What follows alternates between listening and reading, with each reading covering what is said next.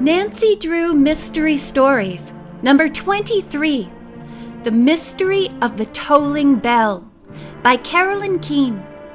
Copyright 1946 and 1973, Simon & Schuster.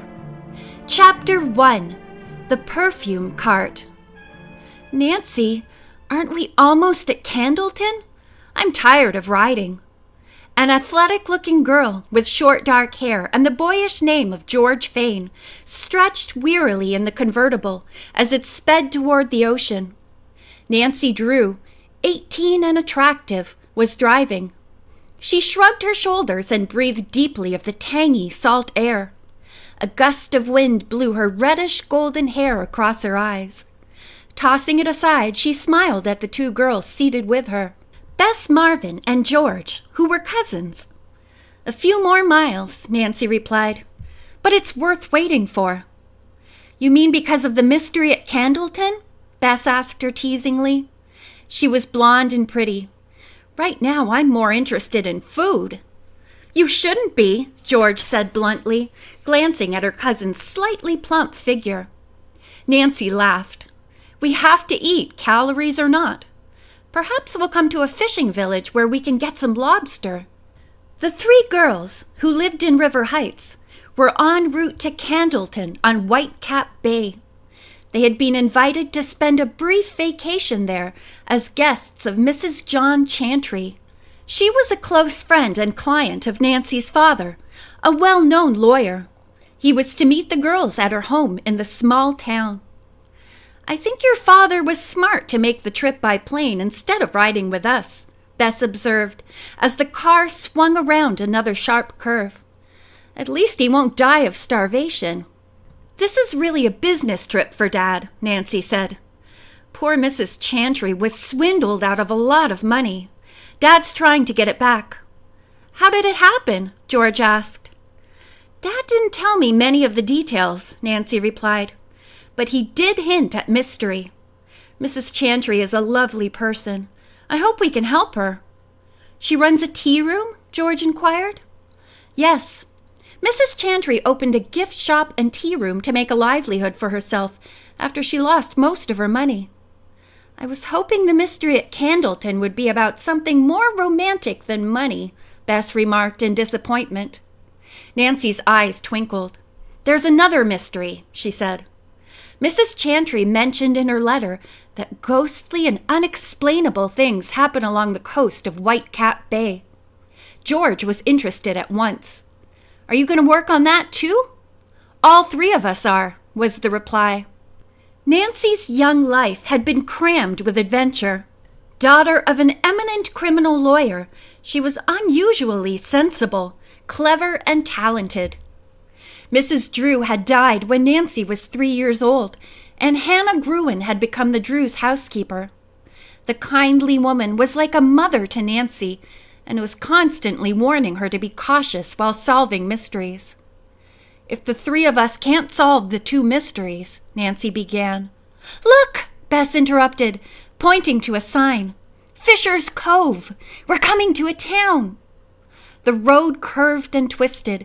Then abruptly a cluster of quaint, unpainted houses came into view. Fishnets were drying on lines in the backyards. Children stopped their play and stared at the car. Apparently few tourists come into town this way, Nancy commented, steering carefully to avoid a street peddler who carried a basket of fish on his head. We seem to be curiosities. The girls looked hopefully for a place to eat. As Nancy turned left onto Main Street, they saw 2 hotels and several restaurants. Bess noted a sign with the name Wayside Inn and an arrow pointing up a narrow lane. Let's go there, she suggested. Presently they came to a freshly painted, white house overlooking the surf. It proved to be cool, clean, and inviting. Although it was late for luncheon, the woman in charge assured the girls she could serve them. The trio found the meal very appetizing. In addition to lobster and puffed shrimp, there were tomatoes, coleslaw, potatoes, hot biscuits, lemonade, and apple pie. I know I've gained 12 pounds, Bess moaned, as they paid their bill and left the inn. "I feel like a puffed shrimp myself," groaned George. "Let's walk around Fisher's Cove a while for exercise before we drive on." Although eager to reach Candleton, Nancy agreed to the suggestion. They took a path which led from the sandy shore to the shopping area of the village. Here the girls found an interesting combination of the old and the new. An ancient surrey rattled past, drawn by a tired-looking white horse. The reins were held by an elderly man with a long, flowing beard. Then a high-powered sports car sped by, a pretty girl at the wheel. Natives were striking a contrast to members of the summer colony who wore scanty beach clothes. "Look!" cried Nancy suddenly as the girls reached a corner. "Isn't that attractive?" From a side street came the musical tinkle of a bell. Then a dark-haired, heavy-set woman pushing a flower-decked cart came into view. Seeing the girls, she moved briskly toward them. "Wonder what she's selling," Bess said in an undertone. Dangling from a wire stretched between two poles on either side of the cart were strings of tiny red metal hearts and a little bell. The woman, who looked to be of foreign birth, wore a red skirt and white blouse with a large red heart embroidered on one sleeve. As she came alongside the girls, she addressed them in a torrent of words. "You buy from Madame? I sell all these articles for beautiment. Come see." She held up a bottle of perfume, some face powder, and a lipstick. Then she rolled her eyes and smiled. "These products make Mademoiselle adored by the boyfriend." Bess, intrigued by the display of cosmetics, fingered a large heart-shaped compact.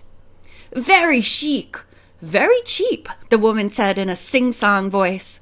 $7, please." "But I don't wish to buy," Bess stammered, putting the compact back on the cart. "You like better the perfume." Before Bess could retreat, the woman had uncorked a tiny heart-shaped flask, which she waved beneath Bess's nose. "1 drop of this, and piff! The boyfriend is yours." By this time, a large number of persons had gathered about the cart. Many in the crowd were young girls. "Just like in New York," Madame announced proudly. "Sold only in the best salons." "I don't recall seeing the brand name before," Nancy remarked, observing that all the cosmetic containers bore the French words "Mon cœur." "It means my heart," translated Madame. "How much?" inquired a rather unattractive, large-boned girl with blonde hair. The woman named a high figure. "That's a lot of money," the blonde girl commented. "I give you demonstration to go with it." Madame took the bill offered her, then quickly applied the cosmetics to the girl's face. The woman's sales talk convinced other bystanders. They bought the Mon Cœur products freely, while the blonde girl walked to a shop window and looked in the side mirror. To the surprise of Nancy and George, she liberally put on more of the cosmetics. Then, apparently satisfied but vulgarly conspicuous, she went down the street. Bess was intrigued by Madame and could not resist the temptation to buy. "I'll take a small bottle of perfume," she decided. "Bess," remonstrated George, "you don't know a thing about Mon Cœur products." "My things are of the finest," Madame retorted. "Bess, do come away," Nancy urged. Quick as a flash, Madame thrust the bottle into Bess's hand and snatched the money the girl had taken from her purse. "Is this perfume the same as in the sample bottle?" Bess asked. "They all the same," snapped the woman. She quickly gave Bess the change, then hurriedly walked down the street with her cart. In her haste to get away, Madame cut directly across the road. The little bell jangled, and the heart-shaped decorations swung back and forth. At the same time, the surrey with the old white horse, which the girls had seen earlier, jogged down the street. Its driver dozed at the reins. Suddenly a car backfired, frightening his mare. She gave a startled snort. Before the elderly driver realized what was happening, the animal bolted straight toward the woman and her cart. With a scream of terror, Madame abandoned the cart and raced for safety. The horse plunged along wildly, pulling the surrey over the curb, then back into the roadway again. All the pedestrians had run for cover. The flower-decked cart stood in the middle of the street, directly in the path of the runaway horse. Nancy darted out and wheeled the cart to safety. An instant later, the horse flashed by. Not until the mare had gone on another block did the driver regain control. "Nancy, you might have been killed!" Bess cried out. She was trembling. "It was a courageous thing to do, but silly," George said. "Madame's cosmetics aren't worth the risk you took." "I agree with you," Nancy said, parking the cart under an awning. "I acted impulsively." "Let's go," George urged. Without waiting for Madame to return, the three friends started to cross the street. As Nancy stepped from the curb, an excited woman rushed up and seized her arm. "You're the one!" she screamed. "I'm going to have you arrested!" Startled, Nancy retreated a step, but the stranger held tightly onto her arm. "You're a thief, and you've got no business in this town!" she shouted. "You've ruined my daughter and taken her money! Police! Police!" End of chapter 1.